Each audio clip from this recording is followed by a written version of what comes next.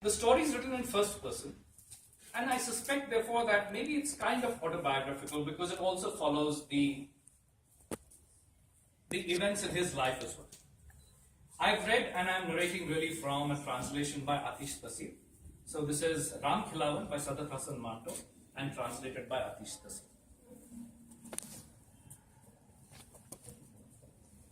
It was a Sunday morning and I was going through some papers when I found a photograph of Saeed Bhaijan.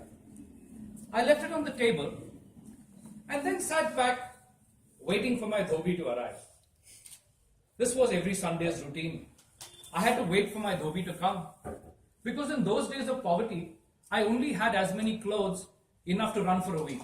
If the dhobi didn't come, I wouldn't have clothes to wear for the remaining part of for the next week.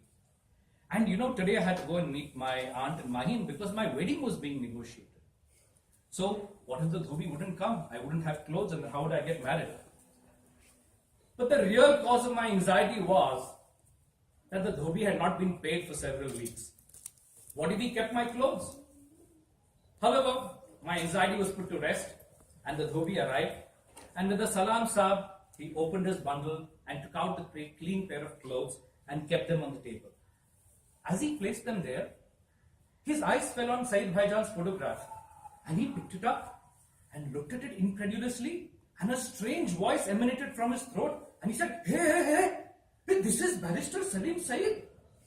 You know him, dhobi? Yes, he used to live in Kulaba. I washed his clothes for 1 year. He was a very nice man. When he left, he gave me a turban, a dhoti and a kurta, all new.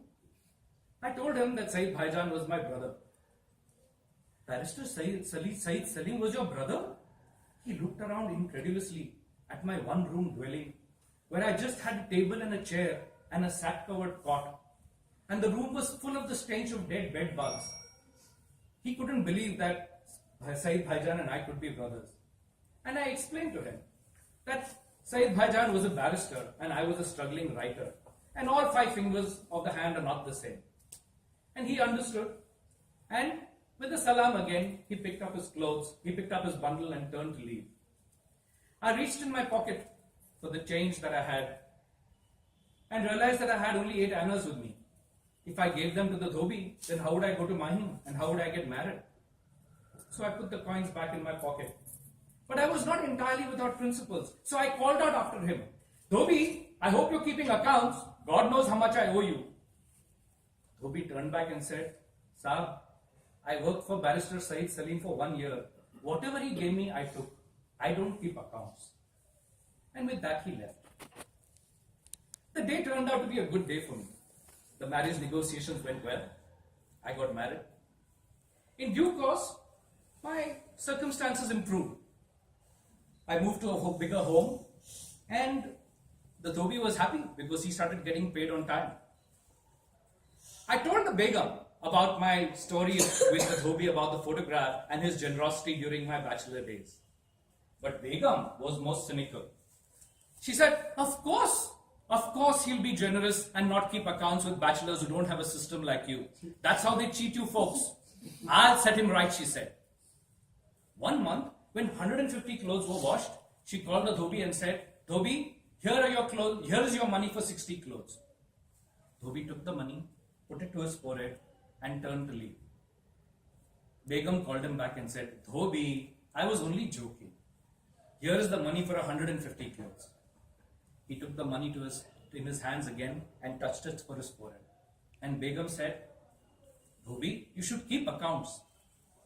And Dhobi told her, Begum Saab, I don't keep accounts. If you are saying it, it must be right. I worked for Barrister Saeed Salim for 1 year, and when he left, he gave me a dhoti, a kurta and a turban, all new. Now I'm so happy that your Saab has also become a big man. And with that gesture, he won over Begum as well. Some years passed, so much so that he didn't turn up for a couple of weeks, and Begum got extremely worried. And then she found out that he was actually seriously ill. She immediately took her driver and her car and went out in search of the dhobi. She found him quite unwell in his house, put him in her own car and took him to the hospital and had him nursed back to health. The dhobi never forgot that. He was extremely grateful that Begum Saab took him in her own motor car away to the hospital and put him over there. Many more years passed, our relationship with the Dhobi continued. As time passed, partition happened. And Hindu-Muslim riots broke out everywhere. Begum left for Lahore and I promised her that I would follow in due course. The mood in the city was really restless. I was kind of worried for my Dhobi because I stayed in a Muslim neighborhood and Dhobi was obviously a Hindu. I told the Dhobi, I think we should stop coming now. Dhobi said, no sir, nobody will do anything to me. I worked for Barrister Saeed Salim for 1 year and he was so nice to me. Begum Saab took me in her own motor car to the hospital and saved my life. Nobody will do anything to me. When you write to Begum Saab, please tell her that Ram Khilawan sends his salam. After serving me for more than 10 years, I finally realized that my Dhobi has a name, Ram Khilawan. However, the riot started getting worse and day after day I was getting a telegram from the Begum pleading with me to come to Lahore. I decided to leave the next day. But again, my clothes were with the Dhobi. So I went off to Mahalakshmi in search of the Dhobi. It was around evening time, it was not yet curfew. But as I went around in Mahalakshmi looking for his home, I kept asking people, where does Ram Khilawan stay? I saw this angry mob of Dhobis coming with lathis in their hand, shouting slogans. Scared but still bravely, I asked them, where does Ram Khilawan stay? And one of those Dhobis, obviously drunk to the gills, cut me by the collar and said, but who do you want? I said, Ram Khilawan is my Dhobi. He said, Ram Khilawan may be your Dhobi, but whose Dhobi are you? A Hindu's Dhobi or a Muslim's Dhobi? With the fear, I started speaking in broken sentences. I said, Ram Khilawan is my Dhobi. He's worked with me for 10 years. When he was sick, my Begum, not my Begum, my wife, not my wife, my main sahib took him. As I said this, I felt terrible pity for myself as to what depth I would sink to just to save myself. My wretchedness made me reckless. And I said, I am a Muslim. Kill him, the crowd roared. But the man who held my collar said, no, Ram Khilawan will kill him. And the people cried out for Ram Khilawan. And from a distance, I saw Ram Khilawan appear with a cudgel raised in his hand, shouting insults at Muslims. And he came next to me, and when he came close, with all the hope in my heart, I shouted authoritatively, Ram Khilawan! He just grabbed my collar and said, Ram Khilawan indeed, and he raised his cudgel with all hope. You don't recognize me, Dhobi? He just peered at me through his drunken eyes and tried to focus and see my face and said, Saab? And then he turned around to his colleagues and said, this is not a Muslim, this is my Saab, Begum Saab. She took me in her own motor car and saved my life. And they started fighting with him. And in that commotion there, I managed to run away home, shaken and scared. The next day, I was sure I was leaving town and I was waiting for my ticket to arrive. And I paced around the house nervously. There was a knock on the door and I thought that my ticket had come. When I opened the door, there was my Dhobi with my clothes.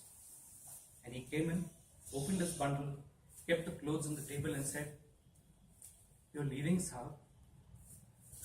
And then he started to cry and said, Sahab, it's all the blame of the alcohol. Nowadays they're distributing it for free.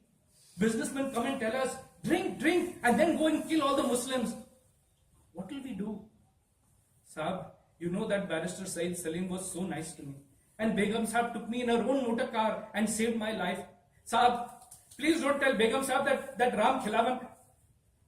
And his voice was choked and he just turned and left to go. I reached for my wallet to pay him and I said, Dhobi, wait. But he was gone.